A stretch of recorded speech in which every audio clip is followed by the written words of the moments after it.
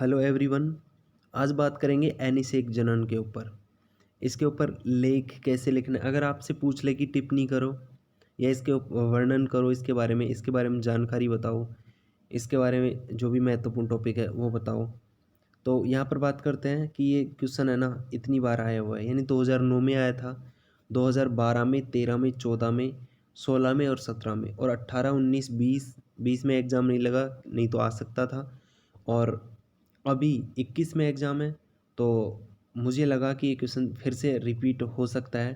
Question अच्छा है, topic अच्छा है, तो इसीलिए मैंने इसको कवर करने की कोशिश की। और हाँ, मैं आपसे एक सलाह चाहता हूँ, आप मुझे कमेंट करके ज़रूर, मतलब ज़्यादा से ज़्यादा कमेंट करोगे ना, तो मैं सोच रहा हूँ कि एक इम्पोर्टेंट आपके जूलॉजी के जितने भी क्वेश्चंस हैं उनका मैं दो वीडियोज़ में मोस्ट टॉपिक और इम्पोर्टेंट क्वेश्चन बता दूं।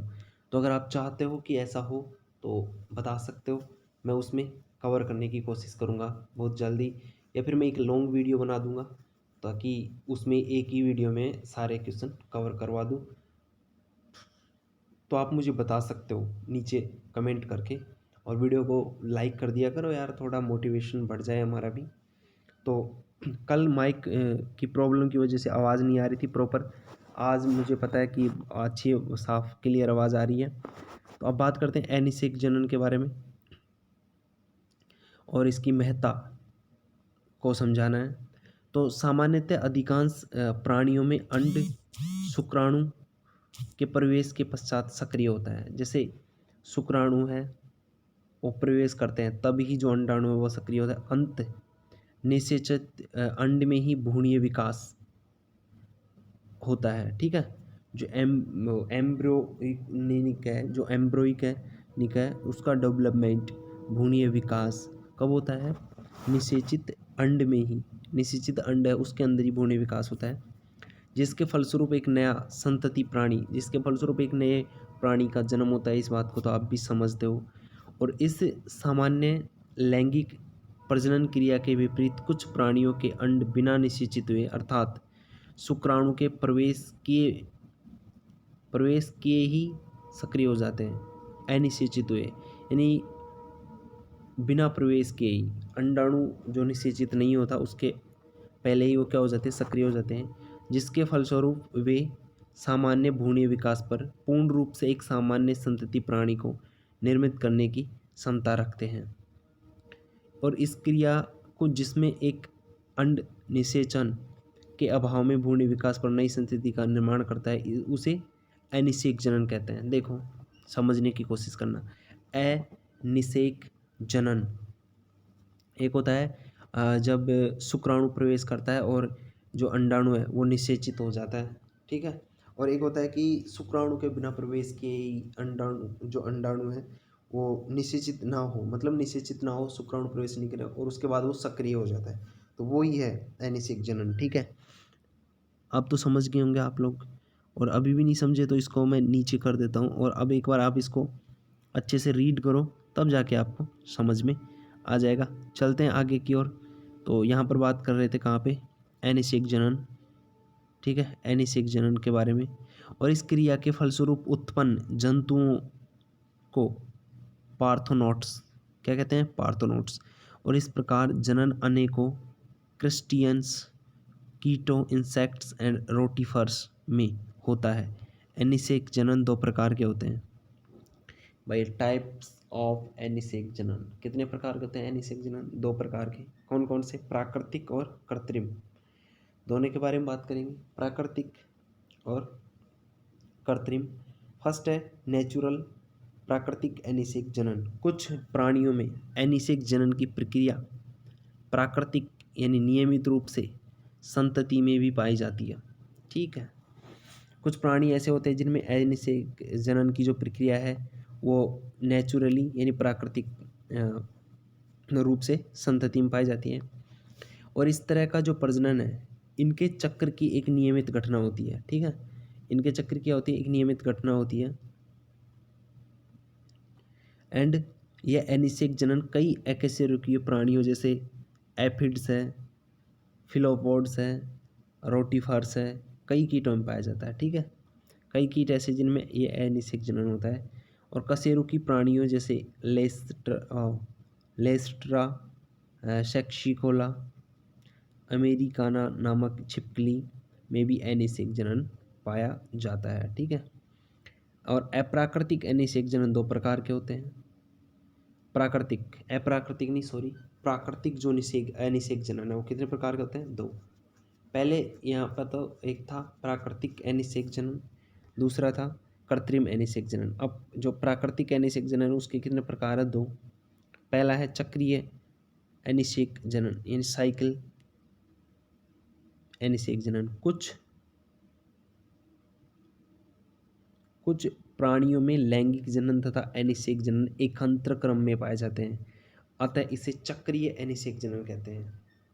कुछ प्राणी ऐसे जिनमें लैंगिक जनन तथा अनिषेक जनन एकांतर क्रम में पाए जाते हैं। ठीक है। तथा इसे चक्रीय अनिषेक जनन कहते हैं, जैसे गोल फ्लाइज एवं हाई मेनोप्टेरा गण के कीटों में। नेक्स्ट है पूर्ण अनिषेक जनन, कंप्लीट पार्थेनियोजेनेसिस। अब प्राणियों में प्रजनन पूर्ण रूप से अनिषेक जनन द्वारा होता है। पूर्ण अनिषेक जनन, जब प्राणी है कोई भी और उसमें प्रजनन है वो पूर्ण रूप से अनिषेक जनन द्वारा होता है तो उसे पूर्ण अनिषेक जनन कहते हैं। ठीक है। इनके जीवन चक्र में कभी भी लैंगिक जनन नहीं पाया जाता, केवल मादा प्राणी ही पाए जाते हैं। ठीक है। नर प्राणियां या ही होते ही नहीं या बहुत कम होते हैं। पूर्ण अनिषेक जनन, एक तो होता है चक्रीय अनिषेक जनन और एक पूर्ण, जिसमें तो मतलब लैंगिक जनन होता ही नहीं है। ठीक है। इसमें नर प्राणी पाए ही नहीं जाते या बहुत कम पाए जाते हैं। यदि नर प्राणी पाए भी जाते हैं तो वे आनुवंशिक दृष्टि में से असक्षम होते हैं। ठीक है।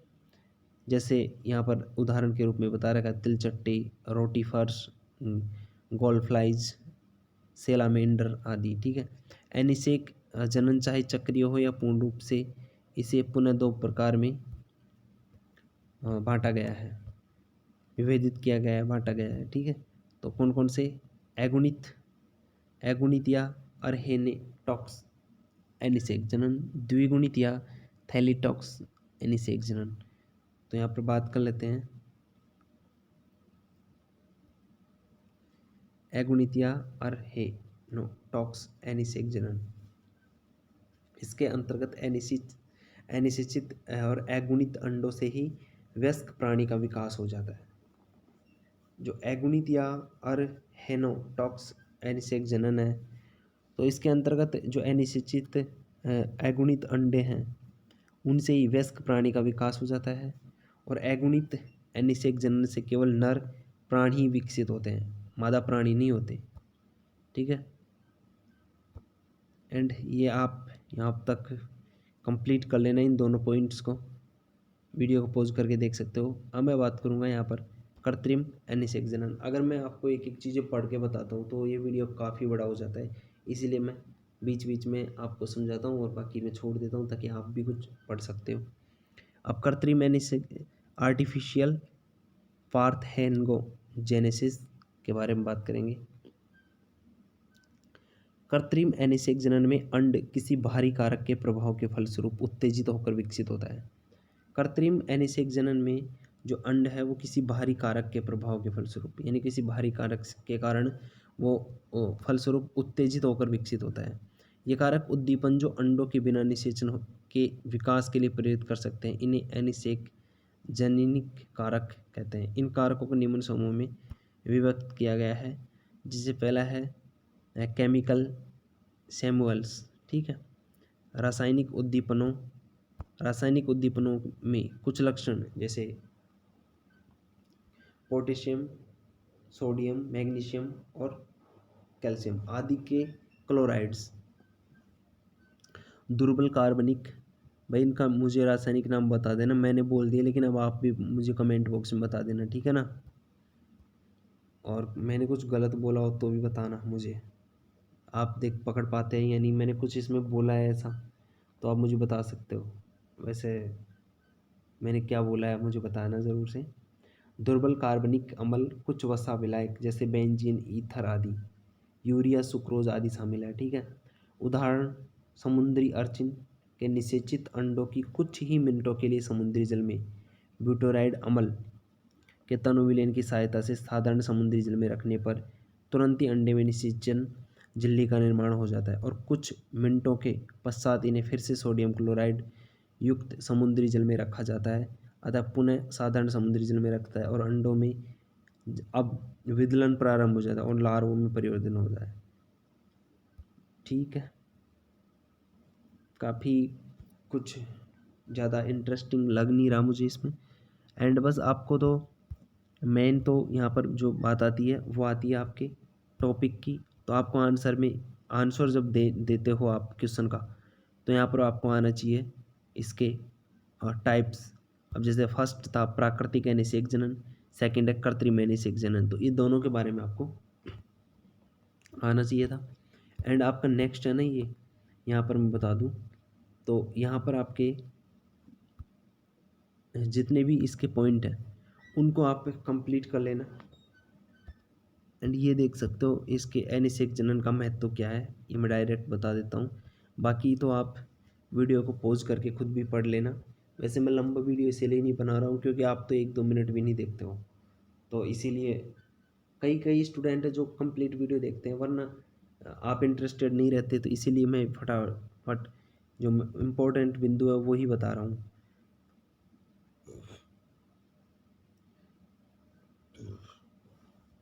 तो अब बात करते हैं एनिसेक जनन का महत्व।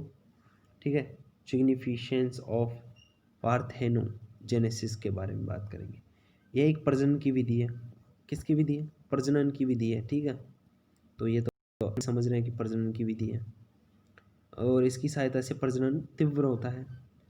और डार्लिंगटन के अनुसार एनिसेक जनन बांझपन हटाने का एक महत्वपूर्ण साधन है।